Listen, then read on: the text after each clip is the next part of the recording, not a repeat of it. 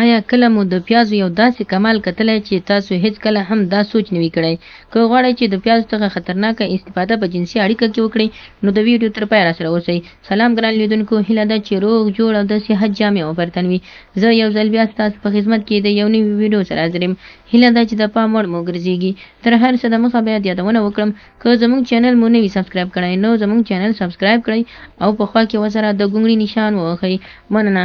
که غواړئ چې د ورځې لخوا نه تاسو پیاز وخورئ او د شپې لخوا نه ډېر خوندور او په زړه پورې اړیکه ونیسئ، یعنې جنسي اړیکه ونیسئ. که غواړئ چې میرمن مو ژر انزال کړي، نو تاسو کولی شئ چې د پیاز څخه استفاده وکړئ. د ورځې لخوا نه پیاز خوړل د انسان هورمونونه په ژوندۍ بڼه راتازه کوي، یعنې را ژوندي کوي. هغه انسانان چې د شهوت کچه یې ډېره کمه وي، یعنې شهوت یې ډېر کته وي او ژر انزال کېږي، نو کولی شي چې تاسو له پیازو څخه استفاده وکړئ. د پیازو سره یو بل شی هم تاسو کولی شئ مکس کړئ، ګډ کړئ او ویې خورئ. که له ورځې لخوا نه وي نو ډېر ښه ده، ځکه د شپې لخوا نه انسان ته پیاز ډېر غټ تاوان هم رسوي.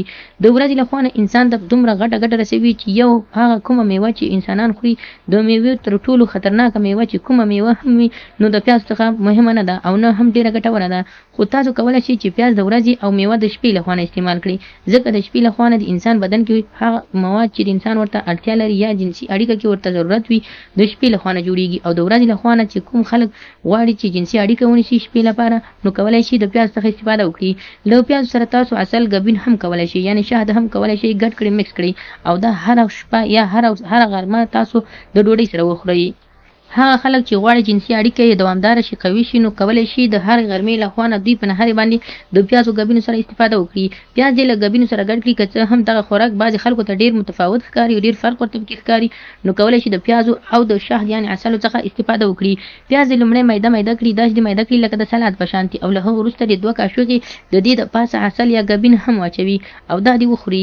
دا دې د ورځې لخوا نه خوري او کومه میوه چې تاسو خورئ هغه د شپې لخوا نه استفاده کوئ. نو خدای دې وکړي ملګرو چې زموږ د ویډیو څخه غلط مطلب وانخلئ، زموږ ویډیو لایک کړئ، شیر کړئ او زموږ چینل هم سبسکرایب کړئ. مننه.